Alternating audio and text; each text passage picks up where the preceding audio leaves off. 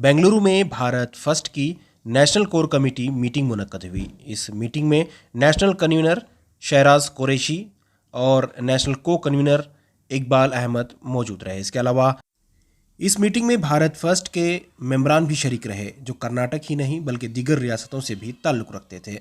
इस मीटिंग में आरएसएस के सीनियर प्रचारक इंद्रेश कुमार भी शामिल होने वाले थे, लेकिन किसी वजह से वो शरीक न हो सके। इसलिए ऑनलाइन प्लेटफॉर्म पर इंद्रेश कुमार ने अपना खिताब किया।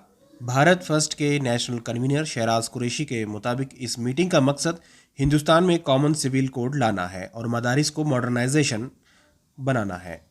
वाज़ेह रहे कि न सिर्फ मुसलमान बल्कि मुल्क के मुख्तलिफ मजहब के लोगों ने कॉमन सिविल कोड की मुखालिफत की है, लेकिन आरएसएस और बीजेपी कॉमन सिविल कोड लाना चाहती है। वाज़ेह रहे कि आरएसएस की आइडियोलॉजी पर मुस्लिम राष्ट्रीय मंच और भारत फर्स्ट काम करता है।